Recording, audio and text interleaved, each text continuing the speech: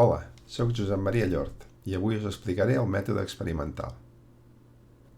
Durant la pandèmia del coronavirus ens hem hagut d'acostumar a les mascaretes. Hi ha molts tipus de mascaretes. Quirúrgiques, FFP2, que serien equivalents a les N95, de roba comercials i fins i tot casolanes. Ara bé, ens podríem preguntar, fins a quin punt les mascaretes ens protegeixen del coronavirus? Per respondre a aquesta pregunta, utilitzarem el mètode més potent dels que disposa la ciència, el mètode experimental. Des del punt de vista científic, el millor seria fer diferents grups de persones amb característiques similars. Equipar un grup amb mascareta casolana, un amb mascareta quirúrgica, un amb FFP2 o N95 i un sense mascareta. Exposar tots els grups a aerosols amb coronavirus. Observar quants infectats hi ha de cada grup. Però aquest experiment no seria èticament acceptable. Per què? Doncs perquè probablement alguns dels participants en l'experiment es posarien malalts i moririen, la qual cosa és inacceptable. Per això els científics han hagut de buscar altres maneres d'investigar aquesta qüestió. El primer article que analitzarem va ser publicat per un grup d'investigadors holandesos el 2008. Aquí en tens la referència per si vols llegir-lo. Aquestes investigadores van analitzar la capacitat de filtratge de 3 tipus de mascareta: casolana, quirúrgica i FFP2. Les partícules filtrades per la mascareta eren produïdes per la combustió d'espelmes. Es tracta de partícules inofensives i amb una mida comparable a les de les microgotes que poden contenir coronavirus. La concentració de partícules era mesurada per uns aparells especials, que en determinaven la concentració tant a dins de la mascareta com a l'exterior. El primer element en qualsevol recerca científica és el problema. El problema d'una investigació és una pregunta que no té una resposta segura i que s'intenta respondre amb la recerca. Per tant, ha de ser una pregunta explícita, una frase interrogativa directa. En el cas de la recerca que ens ocupa, el problema és: fins a quin punt les mascaretes casolanes, quirúrgiques i FFP2 ens protegeixen de les partícules a l'aire que poden contenir coronavirus? Un cop definit el problema, el segon element que s'han de plantejar els investigadors són les hipòtesis. Una hipòtesi és una possible resposta al problema. Per deixar clara la seva naturalesa hipotètica, és convenient que les frases que marquen les hipòtesis comencin amb un potser. Per exemple, la hipòtesi 0 en el nostre problema seria: potser les mascaretes no ens protegeixen en absolut. Una hipòtesi alternativa seria: potser totes les mascaretes ens protegeixen totalment. I, evidentment, hi ha altres possibilitats. Per exemple, potser algunes mascaretes ens protegeixen més que d'altres. L'experiment haurà de ser una situació en la que cada hipòtesi predigui resultats diferents. En l'estudi que estem analitzant, es consisteix en posar els 3 tipus de mascaretes successivament als participants en l'estudi, mantinguts en una habitació amb espelmes enceses. Comparar la concentració de partícules dins i fora de la mascareta. En la major part dels experiments es pot distingir una variable independent i una variable dependent. Anem a veure què són. La variable independent és el factor que modifiquem de manera deliberada en l'experiment, per comprovar si influeix en els resultats. Els diferents valors d'aquesta variable s'anomenen tractaments.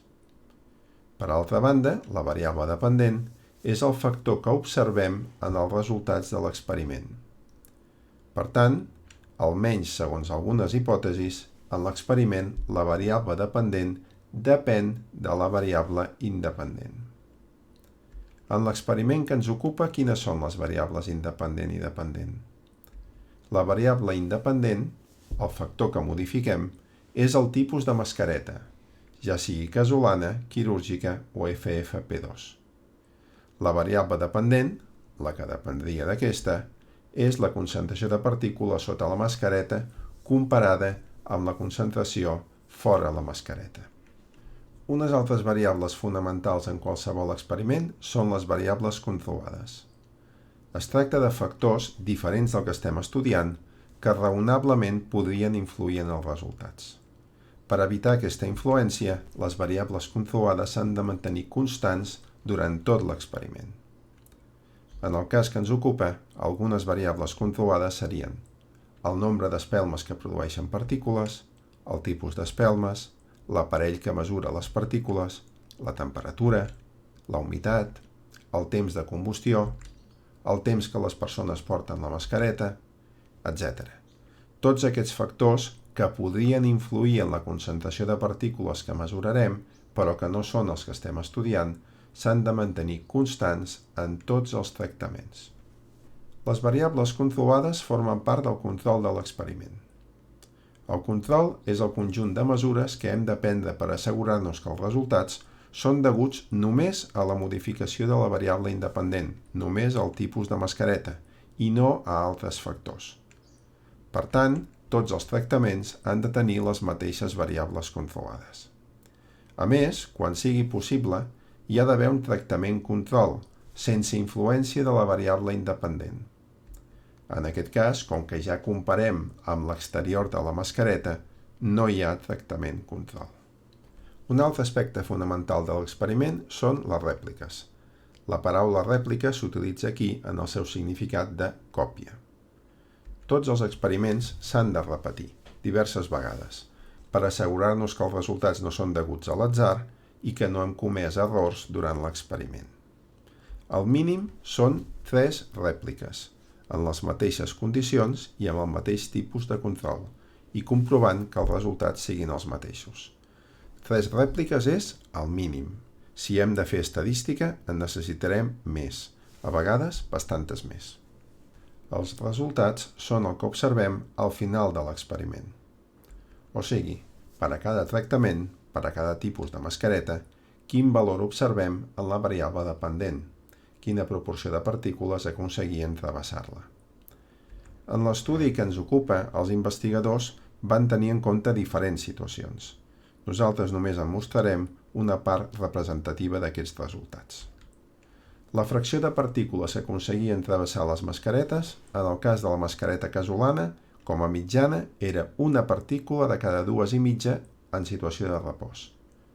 Si el subjecte estava llegint en veu alta, era una partícula de cada 3,2 i caminant, una de cada 2,4. En la mascareta quirúrgica, aquests nombres canviaven. En repòs era una partícula de cada 4,1, llegint en veu alta, una de cada 5,3 i caminant, una de cada 4,2. I encara més diferents eren les dades en el cas de la mascareta FFP2.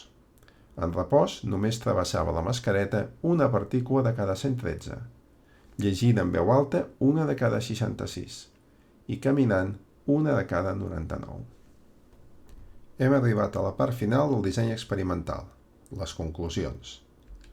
Basant-nos en els resultats, podrem refutar alguna de les hipòtesis i contestar la pregunta d'investigació. Recordem que aquesta era: fins a quin punt les mascaretes casolanes, quirúrgiques i FFP2 ens protegeixen de les partícules a l'aire que poden contenir coronavirus? Analitzant els resultats, podem extreure 2 conclusions. La primera és que les mascaretes FFP2 ofereixen molta més protecció que les mascaretes quirúrgiques, i aquestes més que les casolanes. La segona és que és millor portar qualsevol mascareta, fins i tot la casolana, que no portar-ne cap. Certament, aquesta investigació té limitacions, la més evident de les quals és que no hem treballat amb coronavirus, sinó amb partícules produïdes per espelmes. No obstant, moltes altres recerques amb tecnologies diverses han acabat oferint conclusions molt similars. Aquí en tens una tria que pots consultar lliurement per internet. Continuem amb el tema de la Covid-19, però canviem de problema. Com ja saps, una altra mesura protectora contra la Covid-19 és el rentat de mans. Però realment rentar-se les mans elimina el coronavirus? Aquest és el problema que es va plantejar el següent article d'investigació. Si vols, pots llegir-lo sencer en aquesta adreça a la web. Tot seguit repassarem breument l'experiment descrit en l'article. A partir d'aquesta descripció hauràs d'identificar el problema que investigaven, dues de les hipòtesis possibles, les variables independent i dependent, el control de l'experiment, les rèpliques, els resultats i les conclusions. En aquesta recerca es va utilitzar una varietat de virus de la grip poc patògena.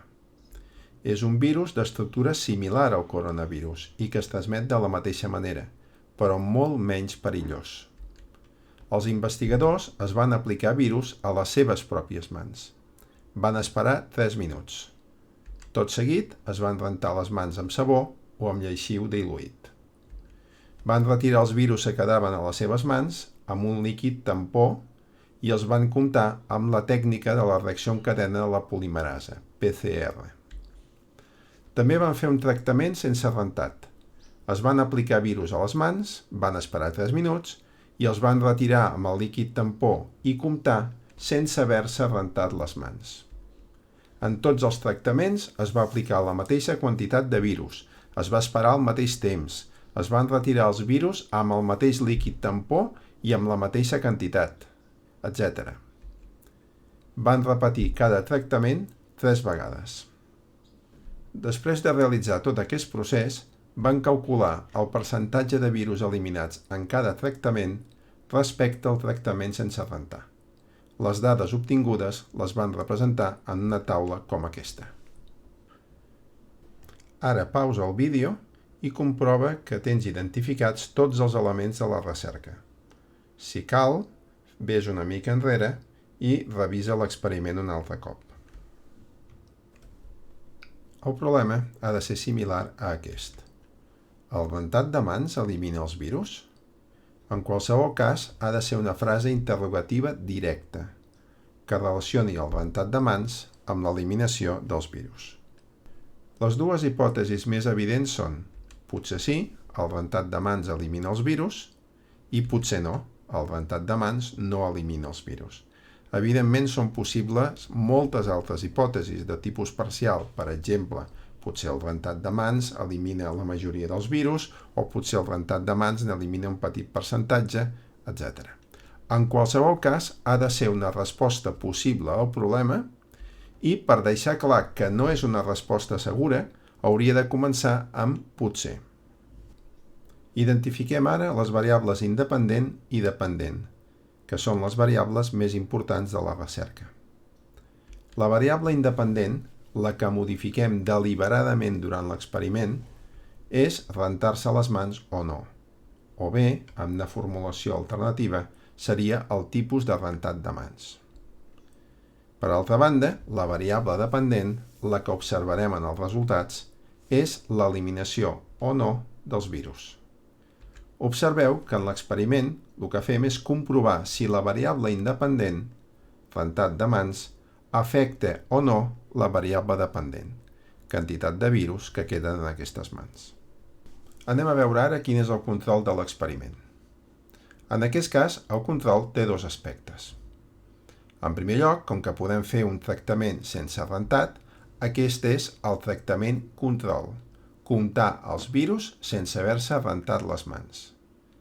A més, les variables controlades han de ser idèntiques en tots els tractaments, o sigui, totes aquelles variables que poguessin influir raonablement en els resultats i que no siguin la que estem estudiant, les hem de mantenir constants perquè no ens influeixin. Per exemple, la quantitat de virus, la temperatura, la humitat, el líquid amb què rentem, el temps de rentat, tot això s'ha de mantenir constant.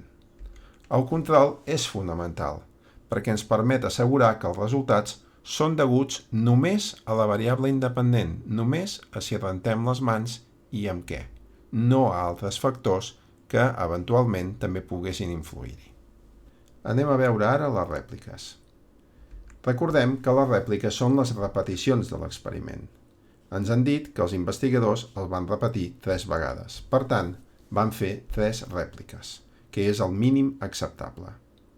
Recordem que les rèpliques són fonamentals per tal d'assegurar-nos que els resultats no són deguts a l'atzar i, en segon lloc, que hem realitzat bé tots els passos del procés experimental.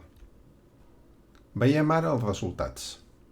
Els resultats són els percentatges de virus eliminats en cada tractament tal com es reflecteixen en aquesta taula.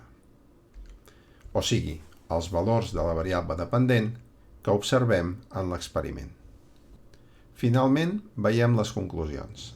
En les conclusions hem de respondre a la pregunta d'investigació de manera coherent amb els resultats obtinguts. Si tot ha anat bé, els resultats hauran falsejat alguna o diverses de les hipòtesis. En el nostre cas, la conclusió seria: el rentat de mans és molt eficient eliminant els virus.